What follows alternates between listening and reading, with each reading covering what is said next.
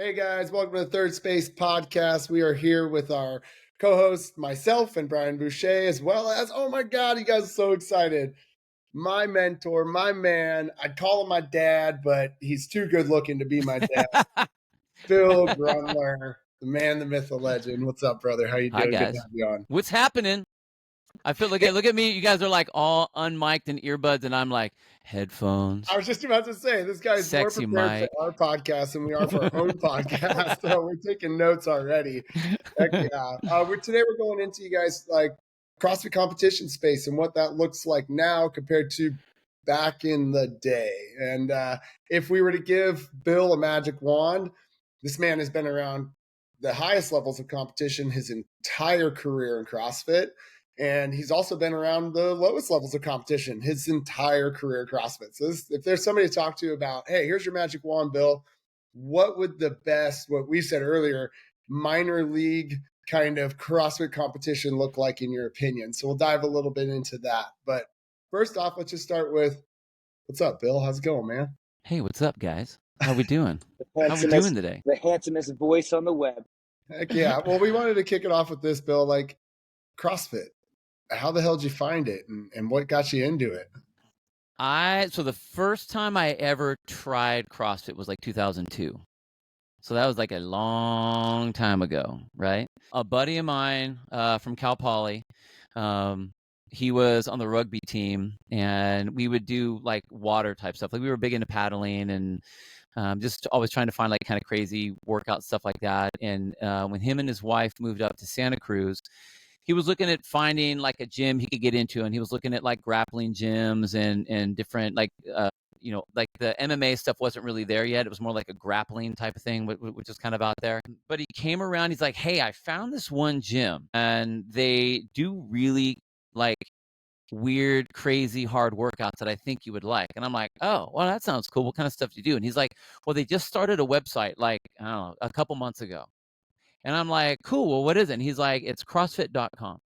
So I was on the original, like the first time when I looked at was like February 2002.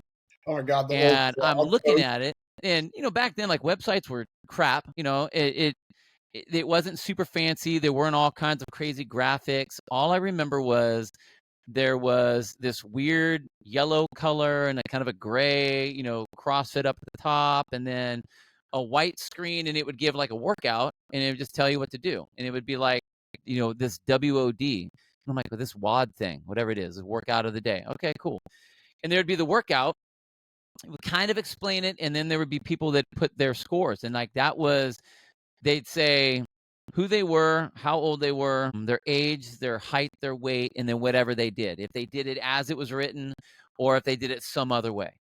And that was the first, like I saw that and I'm like, oh, these are kind of weird. And this is in the old days where, I mean, I've been an athlete forever, wrestling and swimming since I was 5, all the way through college and all the way into like, past that into some international stuff or whatever. And so I've been doing the normal lifting, which is back and bis and chest and tris and leg day and a calf day or an ab day or whatever, and I liked working out that way. I know that working out was important.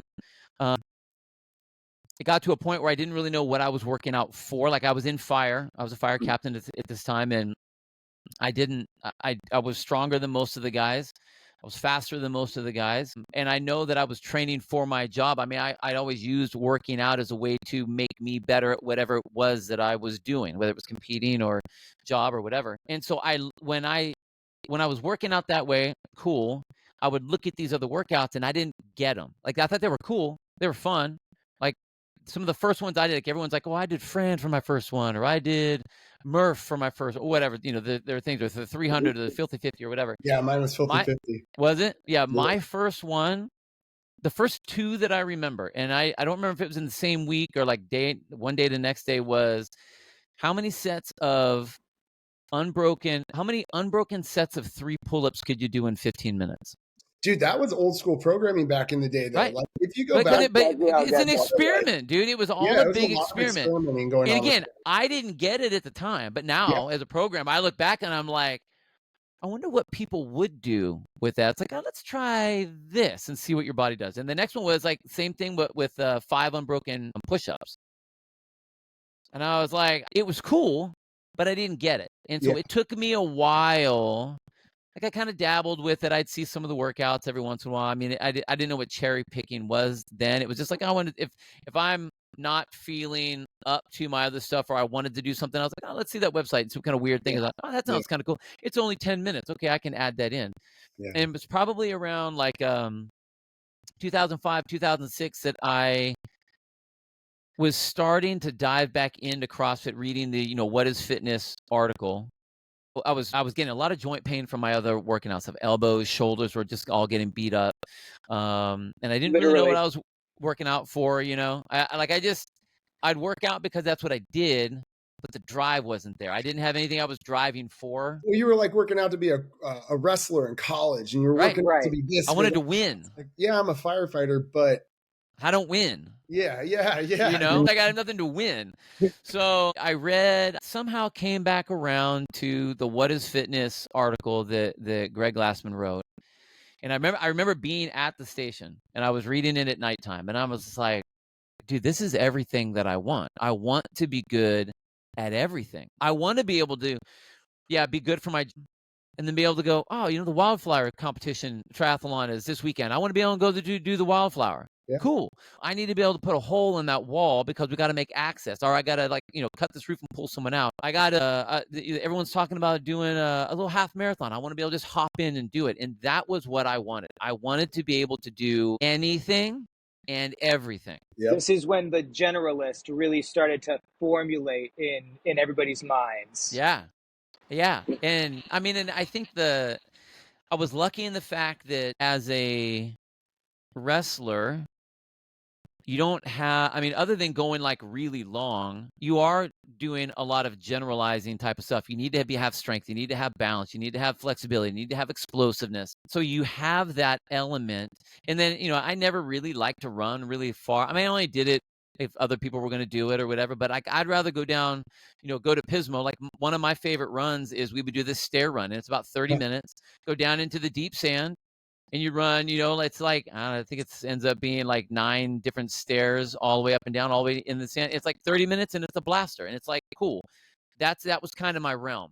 Fire, you're only going to, you have your bottle. You're only really going to be working 15 to 30 minutes, depending on the size of the bottle that you have. So that was kind of my realms. I like the fact that I was already kind of doing that anyway. Didn't really know it, but I was just kind of doing it. And once I bought off on what it was, I started going, okay, I'm going to do this CrossFit stuff. I still have to do my dumbbell flies and my curls because I still want to look good. Yeah. It's important because that's all that's all I know, That's all I know.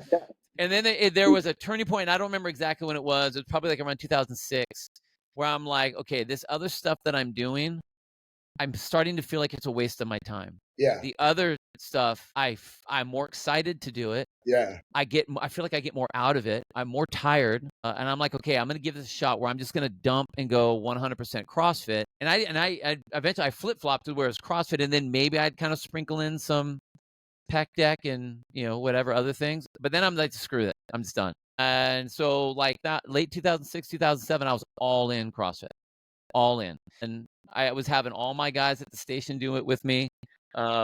Captain too, so they got to listen a little bit. Oh yeah, and that was the thing. If you were at my station, that was so it was really funny. There were two captains at my station. That's why I said poor Josh. Oh my gosh. So there were 2 guys. A voluntold CrossFitter for life. Yeah. Right. So there's me, who's operations and training, and let me get in there, and we're gonna hang off the cliffs, and we're gonna go in the building, and we're gonna go into like the confined space, and we're going to lift each other up, and we're going to throw you on my shoulder, and we're going to climb up the stairs. And the other guy was like, let me make sure that all the reports get done correctly. And we want to make sure that, we go and clean in the cracks and crevices of the thing. So it was great. Dude, it was awesome because the station would get all the shit handled because we were literally 180 degrees of each other. So I took care of all the operations, all the training, all the working out, all that stuff. And my partner, he was very administratively, that was his thing. He was a captain at like the old Avila fire station, the chief, the old fire station there. So like admin stuff was his deal, which is good because I hated paperwork, and he was good at it and he liked it. So yeah, but The guys on my This is crew the were combo. stoked. The guys on his crew were usually pretty bummed. This is so interesting because it really has those old school flavors where all of a sudden you were moving from, I think, what is fitness, what is health really started to get formulated right about the time that you're talking about 2005, Yep. 2006. The words they were formulating in coach's mind over the course of many years, right? They didn't just suddenly sit down and write that down on the first take. He formulated that thought process, that wavelength he was on for a number of years before it got written down. And I think it's been edited and redone a couple of times since, revised and editor's notes, and he Right. riffs on different variations of it still to this day. So you move from, all right, this experiment of like, is 15 actually the number? And 20 years later, 15 still the number, right? It's like if you can do 15 strict pull-ups unbroken, that says something about you, whether it's from 2002 or 2024, for sure. And for rounds, 21, 15, 9, right? It's the 15 that actually evaluates where your fitness is. Right. Everybody's got a plan during 21. Everyone can grit 9. How the fuck you feel at 15 is really where your fitness lies. So you're moving into this, like, now we're back into this old school thing. I'm a paramedic by trade. Both of you guys are firefighter by trade. And now we have this like first responder world that came to fruition. The police officers were entering into the fray, and firefighters were, still fit to this day. But there was a real sweet spot there from about 2004, 2014, where it was like firefighter CrossFit heaven. Well, you know what's weird though is within Greg's gym, it wasn't that group. He had his regular clients. I mean, there were the badasses, the Greg Amundsons and the Andy Sakamotos and like those guys that were there, of course. But like his main clientele weren't the badasses. And that's what it was so interesting to me. When I was originally wanting to think about the gym, about CrossFit Inferno, I was thinking of this house of just badasses training. The fact of the matter is that there are not that many full-blown badasses out there that would be doing it. It would be fun. I'd be there with my crews and the people that I train or whatever that I work with. It's like, okay, I know who my badasses are, or at least we all feel like we're more badass than the general population when we go into the regular gym. Because when I would go into before I had the gym and I would my CrossFit at the local Globo gym, everybody looked at me weird. Everybody was like, why are you running so hard and so fast on the treadmill? Why are you breathing so hard on this? No, you can't take up 3 things at once. Yeah, they were almost like, what's that guy over there trying to get attention? You know what I mean? And it was like, no, I'm just trying to get fit. Right. And they didn't, and I couldn't really explain it like I can. Like, I love the conversation now. It's one of my favorite conversations, but I couldn't really explain it then other than try it with me. Like that was really it. And what's funny is I just saw a post, I think on Instagram. It's the CrossFit book. And it was Greg saying, when someone is like, if you are explaining CrossFit to someone, your elevator pitch was, oh, constantly varied functional movements under high intensity, blah, blah, blah. And you're trying to explain all that. He's like, you'll instantly lose them. He's like, what my favorite thing to say was when they say, what is CrossFit? I'll see you on Monday and I'll show you. Because that's what it is. You have to see it. There is a feeling of it rather than a scene of it to understand what it is, I think. And it was really hard. I didn't get that early. No, I don't think a lot of people did. But to this very day, if you told me a workout, like just with your words, it'll wash over me like water. You might as well just be speaking Latin. I'll know all the words you're saying. I'll understand the numbers. But until you write it down and show me and like it's on the whiteboard, this is what we're doing today. I was like, okay, I see it. No different than if you're watching someone exercise doing CrossFit. Right. You're like, oh, I see it. Right. It is an immersive experience. It's not something you can just blah, blah, blah about. Though we are doing that here right now. No, totally. Well, because we can now. And that's a cool thing. But what was cool is like back then. So there's his gym, but it's the comments is where all these other people from outside started going like, I mean, it's people like me, like type A type of people that are like, hey, I saw this one name on there and he got this score. There's no effing way he got that score. I'm going to try to beat that score.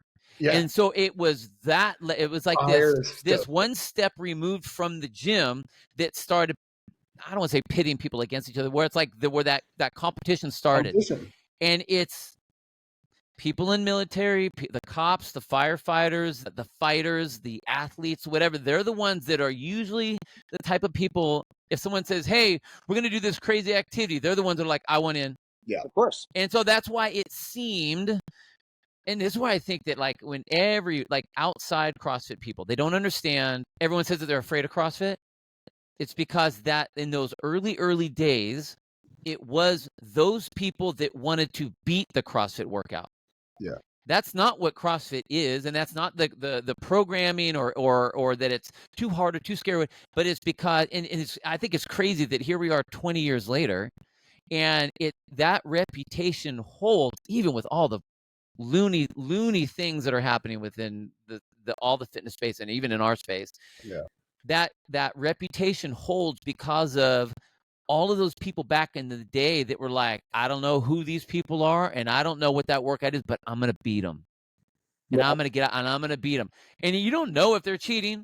I mean, who the heck knows? There's no videos, there's no video reviews or whatever. It was like, hey, who's this Miko Salo guy? Yeah. Who's this Chris Spieler guy? Who is Chris Spieler? Those were Who the is this? days, He man. says he's 5'5", and this guy's lying. Who is this Josh Bridges guy? Who's this Josh Everett guy? Who is this Jolie Gentry, Nicole? I don't know. Who are these people?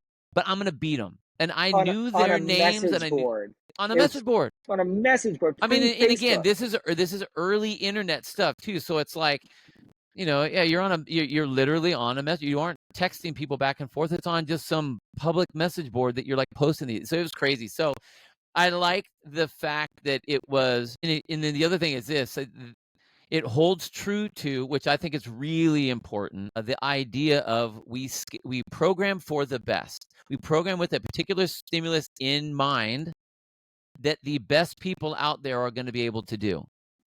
And then we scale and modify for the rest. We don't put something out nice and easy that like everyone's going to be feeling good about themselves afterwards so that we get a lot more people to come in. And that was never the case. Like Greg didn't care. And I loved that. That's what that was like when I'm right here, when I think that's what I think. It's unapologetic. Yeah. It's, I don't care. It's like, hey, if you do it, cool.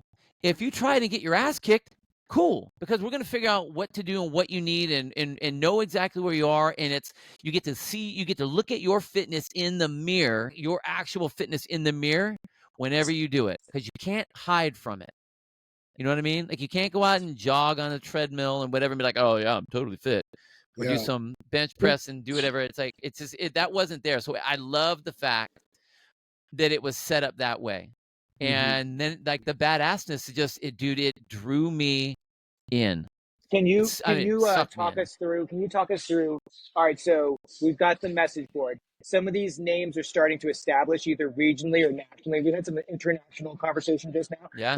Some legends. But when do you think, and maybe what time, how did it formulate, where people were like, all right, you're not in my affiliate. Me and my buddy over here, we're great training partners.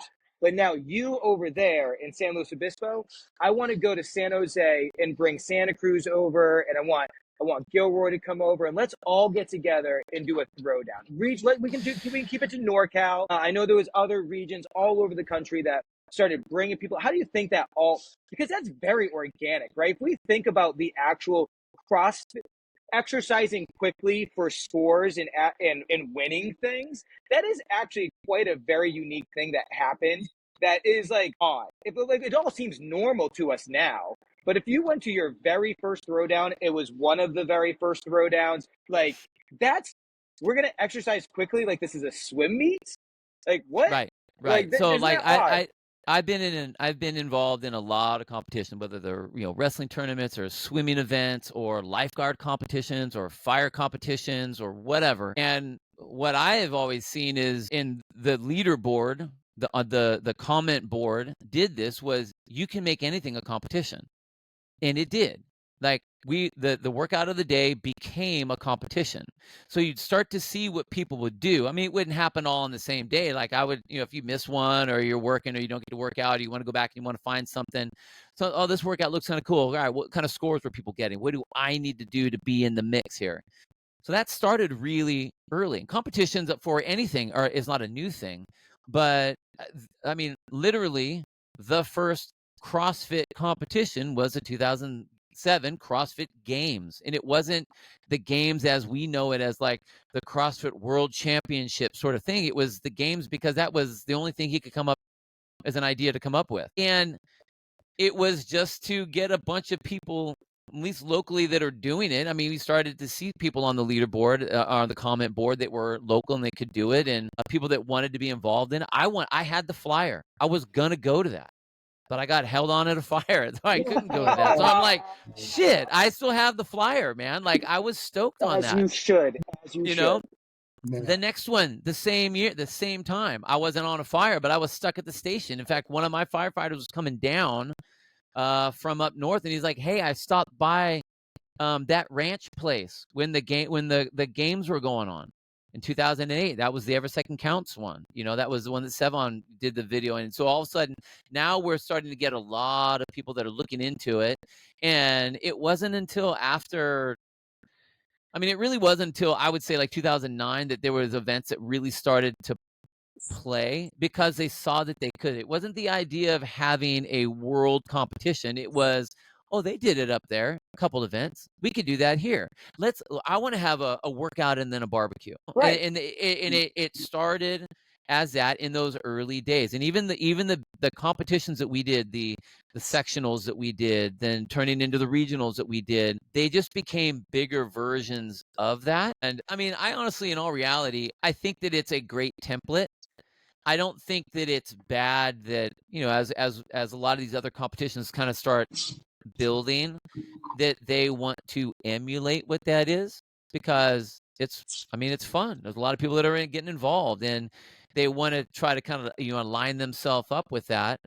But I mean, me personally, honestly, the ones that I really liked were the ones that were, okay, it's a CrossFit competition, it's a fitness, whatever competition, but they're going to make something unique about it. And, you know, whether it was like the old frogman competitions they would do where it'd be CrossFit stuff out of a pool, you know, or even, I mean, you remember Wes, like our old beach bash, you know what I mean? Say, or like your competition that you came up with. I was just having a conversation with the other day with somebody about how Bill first ever competition we did at CrossFit Inferno was at Avila Beach, and it was like dragging, you know, things through the sand and carrying kettlebell. How many kettlebells did we lose that year? One or two at least. I think we lost a couple. We tried to have some floats on them. We had paddle boards, like surfing in. It was what made me fall in love with competition, and that's your fault because it was a total lie. What we did there was like that old school frogman stuff, and just like really, like, you want to talk about variance? We had variance in our competitions at CrossFit Inferno. Yeah. And then I would go to another CrossFit competition, and I was like, this isn't what I was expecting. Why are there so many barbells and pull-up bars and rings? And I want an ocean and a mountain, and I need cold, and I want people to be pissed that it's late. And whatever else, you know, like, I need the mental aspect because I'm not physically as fit as these people. So I need that to get over them. And that's what I always loved about the stuff that you would come up with at the gym, is that there was always this like, what? Yeah. We're going to do what? Like the escape from Avila. Yeah. Dude, that was so fun. Like, it was that was so fun. That's the stuff that I think. Well, I actually totally forgot about that one. Coming up with a competition. Like, for example, like we have a competition we do every year, and it's got our thing, our niche. And it's like we're testing people's strength, we're testing people's resiliency, and we're testing their metabolic flexibility. So we have 2 events every year, the exact same events, and it gives them a checkup every year to see where they're at. And then hey, going forward, here's what you should work on next year. Come back next year. Let's see if it got better. Yeah, I think what's really important with competitions is every group that puts on an event for whatever their event is. And I've said this multiple times, and even like when me and Chase do our show on the Get With The Programming, when we are going to analyze the programming of a particular event, whatever it might be, whether it's the games level or if it's like Wadapalooza or Dubai, some of the fitness competitions that are out there, whatever. We try to figure out the initial why. Like, what is the purpose? What's the mission statement of that particular event? For me, what was important was, and I think that I realized, so like I come from the classic gym setup. And then I get into CrossFit, and CrossFit seems like it's all these weird things that are testing things that I don't normally do. Like, I don't see, where's my 10, 8, 6, 4, 2, 1 bench press pyramid? You know, where's my classic squat? You know, where's my dumbbell curls and my lateral flies? No, all of a sudden we're doing, you got to do this box jump a bunch of times and go run 400 meters. And then you have to see how many pull-ups you can do. And it was like, whoa, that's weird putting that together. So for me, it was, I want to test and push fitness in ways that you aren't normally doing it. So when we did like the beach bash, I wanted all the events to be things that you know, but that there's no way you could have practiced it in the gym. That's what was important to me. So when I think of my events, I want to come up like that. Is every competition we've ever done, that's usually where I'm thinking. I don't want to do the open workouts. I don't want to do that because we already do that. Yeah. You know, and like if Wes, if your thing is that you want to be able to have annual checklist of, okay, here's the things we're going to do so that you know for yourself what you need to work on. Cool. That's that's like your expression of competition and for your people or for what you're looking for. And I think that's what's important. The Frogman. Yeah. So I'm bummed the Frogman stuff isn't around anymore because that's I think that was something that, well, I know why it's not around because there aren't that many good CrossFitters that can swim. So everyone gets their ass handed like, well, that's stupid. I could win if it was a regular competition. It's like, you're missing the point. Yeah, you're missing the point. Yeah, you know, and that's, I mean, in all reality, if that was me for the Masters. I didn't want to do the Masters because like, I don't care about putting me in this age group. I just want to put me on the floor with everyone. If I get my ass kicked, cool. If I kick their ass, cool. But I just want to know where I sit. You know, I just want to know. So that was always important to me. So when we're looking at competitions, I think that is important. And people should not be afraid to paint their picture. Yeah. You know what I mean? That's it. It's like you have a canvas in front of you, and like you said, what is the why? What do you want people to remember this competition? Like, how are they going to remember this? Yeah. And for you, it's like they're going to remember escaping Avila. They're going to remember dropping the kettlebell in the ocean and being like, oh my God. They're going to when they come to our competition, they're going to walk away going, okay, here's what I'm going to work on all year. I can't wait to come back next year. You know, and when they go to Brian's competition, which is like just a literal fitness festival, they're gonna be like, wait, I just ran next to an F-16. That's kind of crazy. Oh my God, there's a bomber. Like, wow, there's so many, it's like an actual Wadapalooza kind of like of fitness in the valley of California. You know, yeah, we get to. We have talked about this. It all has their niche. It all has their thing that person who's putting it on is able to go like, when this is getting hard, I don't want to do this. You know, all the business stuff that comes with the competition, everything, all the logistics and all the getting volunteers, you still have the motivation to do it because you got that thing that you're excited about doing in your competition. And think of all the ones that are out there. Like, and that's just it. Okay, if you try to be like all the other ones that are out there, you're going to get worn down because you're just not doing the thing that fills you up.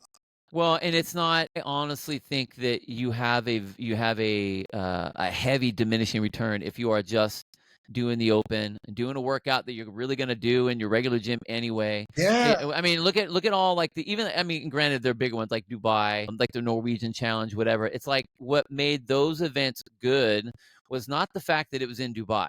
I mean, like that's cool, but it's because of the things that they did in Dubai. It's the things they did in Norway. They used that to make it like not just a competition, but an experience. Man, of whatever kind.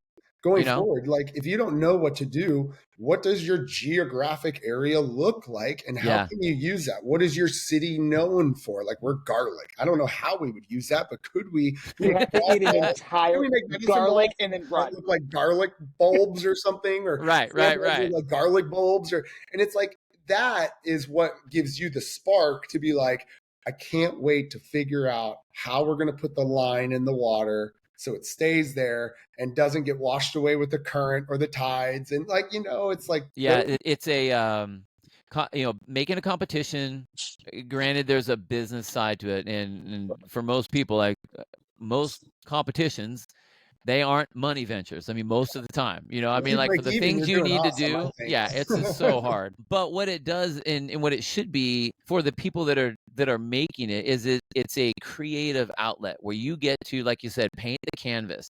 Think about what Dave Castro does.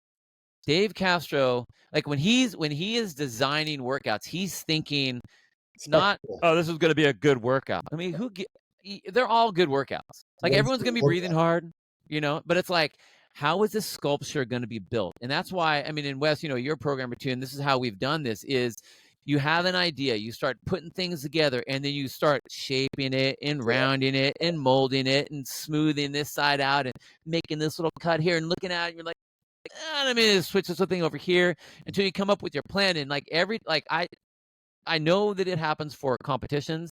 I do it every day when I have the workout at the gym. I make my workouts, and then I see it go out in the day, and I at the end of the day, I'm like, yeah, that was good. I'm going to give you guys a 4 example. You asked first, Wes, and I'm going to give you a creativity for your example here in a second. So, Wes, go ahead.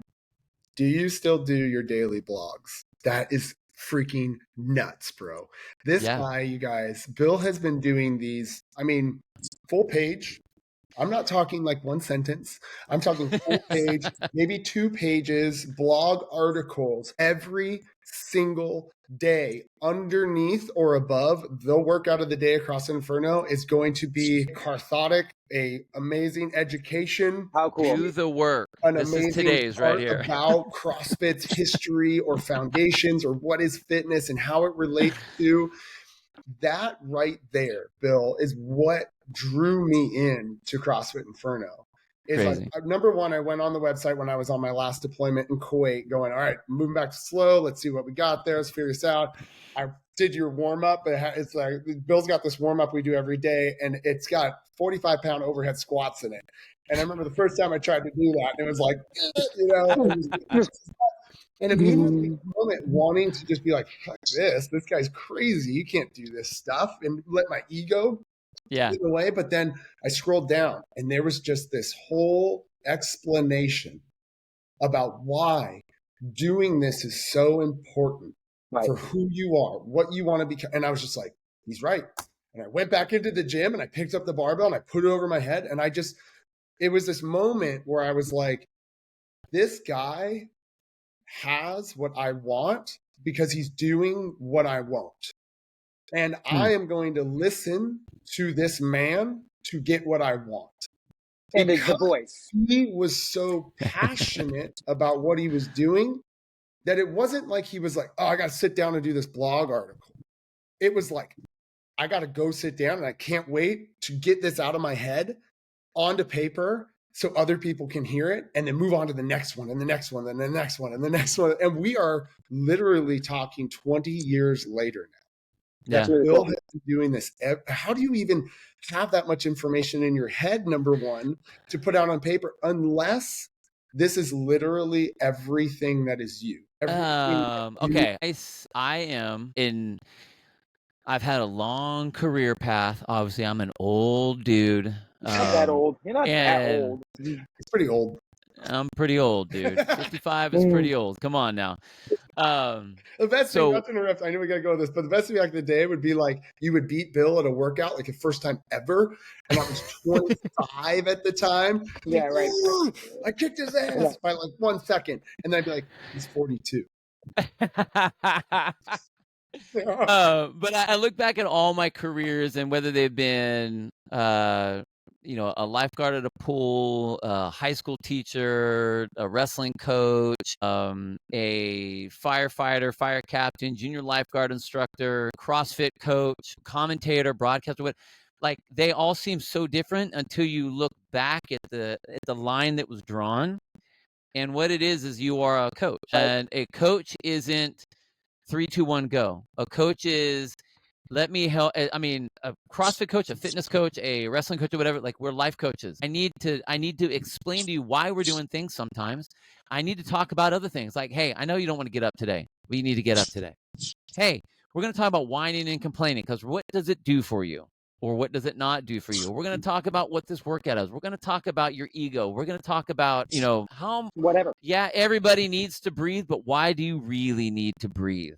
Cortisol. We're going to talk like all of the things. And so when I'm sitting down writing, there's usually would take things that I heard from that day or things that I'm going through in my own life. And so I will literally sit across the table from myself and be like, man, this thing's bothering me. This thing's really hard for me. I'm so pissed off about this. And it's like, hey, you know what? Like, and I tell all my coaches, this is something that I tell all my coaches. Okay, if they are having a problem with a movement, with something going on in their world, I'm like, what would you tell them, someone else, if they came to you with the same question?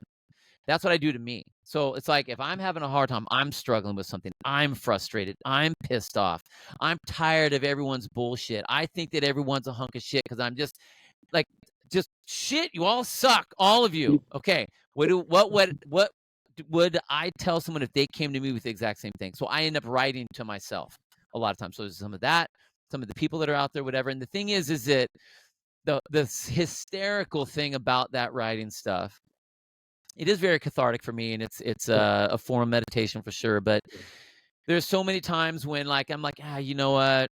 I'm just not going to do it anymore. Like, no one's really reading it. No one's really going to read it. And every single time, not sometimes, literally every single time, that next day, someone will go, hey, so I saw what you wrote yesterday, and I really appreciate it because I really needed that. I'm like, God dang it! That means I got to keep on writing. I want to bring this full circle, because this is what I'm getting. Leaders that choose to be CrossFitters are often creative types. Yeah, I think so. We are absolutely discussing both being an advocate and a mentor and a leader in our affiliates, but then you have to use that same energy if you do want to venture into the throwdown world and in the CrossFit competitor world. If you want more people that are not your direct athletes to participate in your thing, it's got to represent you, your community, what you're passionate about in that moment. It doesn't have to be this big thing. This absolutely defines my character in all ways. No, in this season of life right now, what cool shit do you want to bring out into the universe? So don't plan on making it some big old thing. Who cares? Who cares how many people come? Like, if you are designing the workout so that you are ensuring that you have 3,000 people competing, you're going to fail. Yes. Right. Like, you're going to fail, because the only thing that will draw all those people is you better have a $10,000 award. That's it. Right. Like, that's it. They're not going to come for any other reason. It's got to be. But if you can come up with something fun and cool, and you get like, hey, you know what? I mean, if we have 20 people show up, hell yeah. And you're busting at the seams, okay, cool. Because next year, now we can have all the people say, dude, that was crazy that we did blah, blah, blah, whatever. You know, they're coming back, and they'll bring people that'll come back.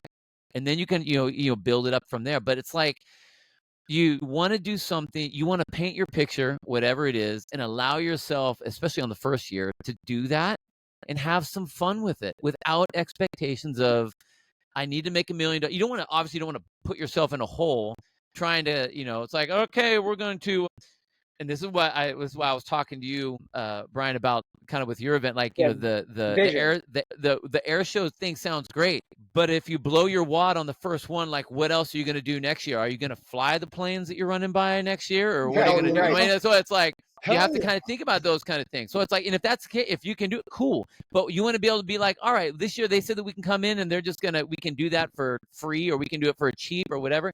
Awesome. Because now it's like, we get to do this cool thing. If I just want to break even. I want to have some fun, And there's so many tertiary things that come along from that. Like, if you put on, so some of the things you said to me, and I'll share them, and then I'm going to give you your magic wand, and I think we'll get out of here. Is one, run your shit on time. If you want to run a great event, be on time. If you say they're going to be there from 9 to 5 and their heat time starts at such and such time, execute on that plan. Yep. 2, just make shit fun. Whatever your version of fun is. Fun can be hard. Like, that's okay. Be transparent with the programming and make it fun. Something new and unique. And I think we've talked about that at length. And then the third one, which is what you're expressing, is environment. It should be a situation. It could be a parking lot. So make your parking lot somewhere where people want to show up for the block party. If it's an air museum like we're doing, make it dope as hell for an air museum. At the end of the Unity games last year, Wes had a band, and all of a sudden, everybody's like, all right, let's have a few beers, let's drink a few Finos, let's sit down and just kumbaya this thing up. And so, as long as you're having those three things, Wes and I always talk about a punk rock scene. Yeah. And so, our thing is if it was cool in 2008, it can definitely be cool in 2024, and it doesn't have to actually be recreated. There's a scene to CrossFit that existed between Santa Cruz, San Luis Obispo, Gilroy, Hollister, San Jose, That's when NorCal CrossFit was doing their thing, and all of the original affiliates were still like just rocking and rolling, and you guys were down in Inferno, and Diablo was doing their thing. It was a scene. That's like 100 square miles I just described. Yeah. And I feel like sometimes we lost some of that. And if we can bring it back post-COVID, that's when the athletes that are like, man, I'm not a CrossFit competitor, but that looks like just so much fun. That looks like just so much fun. I just want to go there and do that. It's not sponsored by anybody ridiculous. The payout's not that much. Like, you're just going there because you want to go there. You want to express this hobby we call fitness, this hobby we call CrossFit. And like, that's who I really want to engage. I want to engage the people that are like, hey, like, I do this 3 to 4 times a week. I don't suck at it as far as I can tell. Let's go have a little mini vacation, a little day trip to the Bay Area. Let's have a little day trip down to San Luis Obispo and do something cool. Let's go into the valley. We never go to the valley. You only go to the valley to cut through to Yosemite, right? There's a truth. And let's do something together. And that's really where I think throwdowns could pay the dividends for this new era of CrossFit that we're in and trying to navigate. Is people have to want to show their creativity off and not be afraid to just break even and do something fun. I think you made a good point with, you don't have to win a lot of money. You don't have to do whatever, to have a good time and to showcase your fitness. Look at all of the quote unquote regular type events out there, the fun runs, the half marathons. We have the City to See here in San Luis, the half marathon, all of the High Rocks types of things, the Spartan runs that people did. These are great examples. Nobody did any of those things to win money. They didn't. They did them for the experience of doing it. And I think, if you want to have high named athletes coming to your event, you got to have money, because they're not going to go because they're busy training, and they're going to prioritize their season. And they should, because it's their job. And they should. Now, that doesn't mean that you need to have high-end dollar awards. What you need to have is, look, we're not going to have, if you go back to the thing where it's like, okay, we got some t-shirts, we have some gift certificates, we have whatever, you're going to get your, silly little medal, and we'll put you up on the podium or whatever, but we're going to have some fucking fun while we're doing the shit here, and that's okay. And again, if you are looking at the finances of an event, if you are looking to a lot of money towards the awards, you don't have money for anything else. Yeah. Especially if you have multiple divisions. If you have your elite, your RX, your intermediate, your scaled, then you have your masters, you don't have any money for anything unless you're giving them like $5, $2, and $1. Like, it's not alone for that many people is like a couple $100, And I really think that, like, it's almost better to have no award money than a small award money. Because then it's almost like, really? Just give me a couple other shirts or something. Better experience. Give them, like a cool T-shirt that they get for being a competitor. Like, that's what people really want to carry around with them forever, is like that T-shirt that says, I competed at this time and was badass. Yeah, like, this forever, and man, it's give them something fun. Well, gotta give them something fun. Giving them something fun is the reason why Megan still does CrossFit, Bill, because the reason why we joined Bill's gym was because I went to do the open workouts at Bill's gym, and I was a garage CrossFitter, because Megan was like, you're not spending $80 to join a CrossFit gym. She's like, he pays the more high dollar back then. Yeah, high dollar. Crazy. And I'm like, well, just come and hang out with me while I do the workout. And she come and hung out with everybody outside barbecuing and drinking beer. And she was like, this is a gym? Yep. These guys are barbecuing. This isn't a gym. And I'm like, yeah, just park over there. She's like, no, this isn't a gym, Wes. We're in the wrong place. And all of a sudden, running out of the gym with their shirt off. And they're like, ah. And then she's like, I guess it is a gym. And then at the end of that day, she was like, you should join this gym. And I'm like, why should you join this gym? You want me to? You just told me I couldn't join this. It was $80. It was ridiculous. She was like, because this is totally worth $80. Yeah. A normal gym is not worth $80. So when you create a CrossFit competition that has your uniqueness in it, which is barbecuing and beer and hanging out or whatever it is, you're going to get the members you want. Yeah, totally. What you're looking for. So you have to do these events if you want to grow your membership in the way you want it. But if you want to grow your membership, just to grow your membership, then market, get out there on Facebook, Google ads or whatever else and do that whole thing. But if you want to get people the way you want to get people, like, and lifelong members, you have to do these events. This is the way that you get them.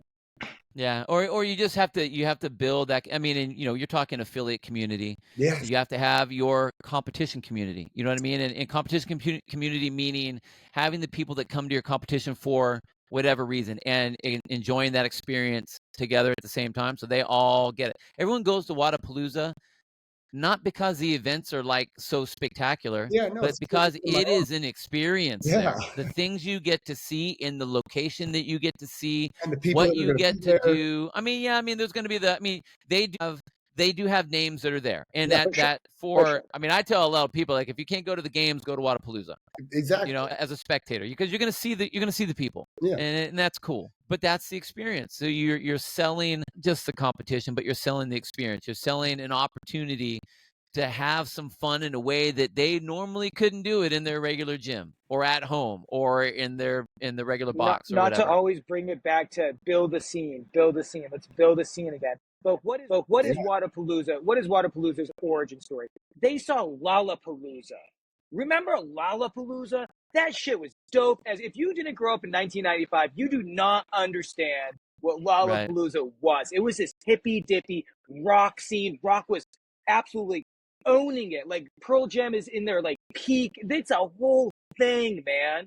And so, like, now Wadapalooza, that was a perfect use of the word man right then too. That was awesome. And so, man, I am what I am. And so, like, Wadapalooza is trying to do that too. I'm telling you, we, the community of CrossFit affiliates, you can have your cake and eat it too. You can build a regional scene. It just needs like one or two people that are just eccentric enough to want to sculpt workouts, and then just, oh man, I can't go to San Luis Obispo all the time. Like, it's a 3-hour drive for me. I just can't. But I can go there once a year, hang out with all my friends, do this throwdown, stay for the night, have a great dinner together that night, and boom, I'm out of there. And like, how much fun? How much, like, if we can get a little bit back to that, where affiliates aren't like, you're taking my members. Oh no, you're taking my members. No, it's more like, hey, if we're going to get to 30 million CrossFitters, we're going to have to kind of build a friendly ecosystem of people that want to throw down, drink beers, have fun, live the most fulfilling life possible. And every once in a while, it looks like challenging yourself, looking across the way and be like, hey, Dan Holmes, you're pretty fit. Hey, Dan Mast, you're pretty fit. Let's get together and go down the street together, and let's see if we can get on that leaderboard and kind of mess around and make some friendships, make some networking stuff. And then from there, we set the world on fire. Let's like what else we got going on? Guys, we're all like adults. We're basically talking about like hanging out with. Have you seen the people out there? No, we're not. Did you hear my man just now? I'm basically 16, and so like we're doing something that other Americans wish they could do. Why not do it to the best of our abilities? Why not expose as many people as we possibly can to this thing called CrossFit? And the way you do that is you give yourself opportunities to be like, we're doing cool shit in here. Hey, we're doing cool shit in here. Look, my friends came too. That's all that we're really talking about here. Yeah. Bill, I want to set up another one with you to go over like all of the other things I wanted to ask you about. Yeah, we didn't get to anything. Everything. That's all right. Dude, you guys can hit me up whenever. I mean, I'm on this thing all the time. I'm either on this or I'm in the gym coaching. So it's like, it's all good. I do, before we head out, if we're going to be cutting it here in a little bit, you were talking earlier about a magic wand for an idea or whatever for competition to get people involved. So here's, I know this just came to my head. I know that there's always been talk about, like, for the elite level, something on the off season, some sort of like a Grand Prix sort of setup, or like a Masters, and I don't mean Masters age, but like a Masters competition for golf, where you have a handful of different things that compete. I honestly think that if there were, I think California would be an easy place to do it, because I think there would be a lot of people that would be involved, and you could, I think it would be easy to try to pull in a lot of other types of athletes, whether they're 45 type people, or if they're weekend runner type people, or if they're whatever type of things that they're doing, and set up a California Grand Prix. Just whether they're, amateur or whatever, but basically you have 5 one-day events over the course of, I don't know, 5 months or something. One event each month. All of the 5 coordinators are all in cahoots with each other, so they know what kind of events that they're going to be doing.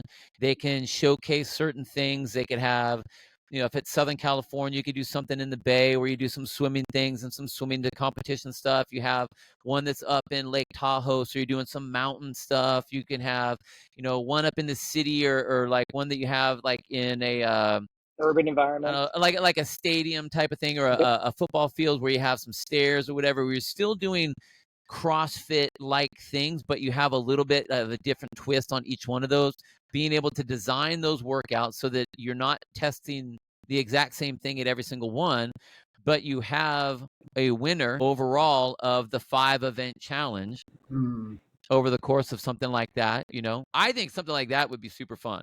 Like if I was still in my like competitive stage, where I was just like, say with the next competition, line up some people and let's race. I mean, whatever that is, dude, I'd be all for that, man. Like I'd love stuff like that. And I think that it's fun. I think that, if there's a lot of businesses out there that that they have, locations all over the place, and maybe it's some sort of a restaurant chain or something or whatever, and you have like the dinner down in South at that particular restaurant. You have the same thing up in Tahoe. You have the same thing in the city. You have the same thing over here in the valley. I mean, whatever it is, where they're kind of highlighting the awards of that particular day and then inviting everyone to the next. I don't think that would be hard to do. No, it's not hard. I think it would be fun. It's just, you know what I mean? I think something like that would be pretty amazing. Well, it would we'll really, we'll get the it'd LLC be really interesting. Yeah, it'd be really interesting because the athlete could train to their biases, because you're naming like a comic book. You're like, oh, the mountain superheroes there in the mountain areas, and the water superheroes they're in the ocean areas. So you could almost bias your CrossFit methodology training to meet the needs, and so you're optimized for a swim. You're optimized for a run. You're optimized for a hike. And there's no like cash award for the one-day competitions. But if you want to have a cash award and you want to hold people to like get them in, you get them at the end. It's like, okay, what are your winners at the end? Right. Oh, and you got to be in all 5. You got to do all 5 to be involved. I mean, like again, like I think that it's about creativity and experience. That's what makes this shit fun. The second it's like every other competition that you do, like the open is supposed to be done in the affiliate, the gym. The open is supposed to be easy so that everyone can jump in. The quarterfinals, like all of those things are supposed to be your classic in the gym fitness workouts. It's supposed to be. Because at the games is when you're supposed to do the weird shit.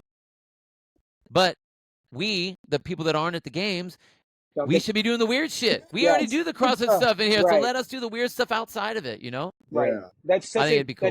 such a good example of CrossFit throwdown competitions, whichever word you want to use.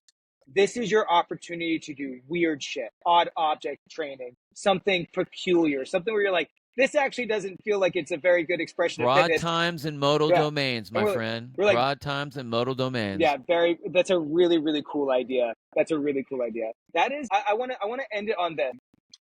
We're coming up into the Olympics, and we've been talking about the CrossFit Games. We've been talking about throwdowns, and I just want to talk about CrossFit as athletes just for a moment, because I find this really interesting as a coach. I know, as I prepare Dan Mass for his NorCal Classic swim, what a 500-meter swim feels like. I know that I just did one yesterday. And how much more fun is the Olympics for us CrossFit types, because you, as a relatively healthy person who does fitness still as an adult, you know your time. And now you're going to go get to watch a specialist. We're generalists. We're going to get to watch specialists go do the 500-meter swim. We're going to get to watch them do the 100-meter, the 50. We know what a 400-meter run is. I'm a decent runner. Both of you are decent runners. How much more fun is it to watch the 400-meter run as adult athletes, as the generalists, and then we can just watch these people just blast. It looks like they're running from danger. Like, the Olympics is my absolute most favorite thing to watch on TV. yes. Like, I'm a wrestler and a swimmer and a CrossFitter, you know what I mean? But whether it is the Summer Olympics or the Winter Olympics, I am glued to the TV and to the videos and to all the different channels you can watch, because I mean, I like, as a wrestler, like, that's what you think about. As it, like, that's all you have. Like, there's no professional anything after, and I'm a purist when it comes to athletics. Like, I'm all for, like, I love it. I love all that, and I watch so many different types of sports during that time. Like, I was a curling just like champion watching it, even though I don't know what the fuck that is. You know what I mean? Like, there's no way that I would have ever done it, but like, I'm like, yeah, get that thing, sweep that crowd, get it, you know? Totally. So like, I just think that that's super cool. And you're right. It's what makes it fun for a CrossFitter, since we do everything, is we have a little bit of experience of everything: rowing, paddling, swimming, running, throwing, lifting, gymnastics, handstand walking, handstand push-up. I mean, whatever, jumping rope, you name it. We play in all of that realm. And so it's fun to be able to look at that and have a relative sense what that really feels like and what that really looks like. And how impressive it really is that these specialists have spent their entire life. And we can end it on this. The muscle up is an unscored section of all ring gymnastic routines that people put on. The thing that we hold in the highest of regards of a body weight to strength ratio, can you pull and press yourself with some control from underneath the rings to above the rings, isn't even scored. That element, which is so funny, that element, when you talk to any gymnasts, when we talk about a muscle up, you say that to a gymnast and they go, before I start the event. Yeah. That's the same thing as saying that, like, one of our top skills that we're going to be working on for gymnastics is getting on the blocks. Yes. Like, we're not even even starting anything. It's like, you just have to get into the start position. Okay, welcome. All right. Yeah. I'm going to get into the start position 30 times for time. Okay. Yeah. All right. Yeah. So it's just really, I just really wanted to just give, because we're talking about the CrossFit Games. We're talking about the throwdowns. We're talking about community and CrossFit. And like, I'd be remiss. Like, tonight is opening ceremony for the Olympics, and so many of the things that CrossFit does is directly pulled from what people have been doing for millennia. And I just think that's just very, very just timely. I agree. Well, Bill, thanks for hanging out with us, brother. I really appreciate you taking a whole hour of your day to be with us, pleasure. man. It was fun. Didn't expect it to be this long, but actually, kind of hoped it would. Dude, there is no way that I can be on a podcast and have it be less than an hour. Dude, like, you know the way I talk? Come on now. Right? How are you going to not? I bet you there's a lot of things that you've said that people haven't heard before. There's things that you said that I haven't really thought about in a while. And this is just another opportunity to tell people that if it was cool in 2002, you can absolutely do that same thing in 2004. It does not have to be complicated. CrossFit works. Keep it simple, stupid. Yeah. Heck yeah, Bill. Well, hey, do me a favor. Don't hang up right away, because we got to get this in. I won't. So, all right, guys, thank you so much for hanging out. Again, if you guys have any events or anything coming up that you want us to give a shout out for, just shoot us up in our DMs and the Instagrams, and we'll be sure to shoot those out and let the affiliates know. But again, we're the Third Space CrossFit. Thank you, Bill. Thank you, Brian. We'll see you guys later.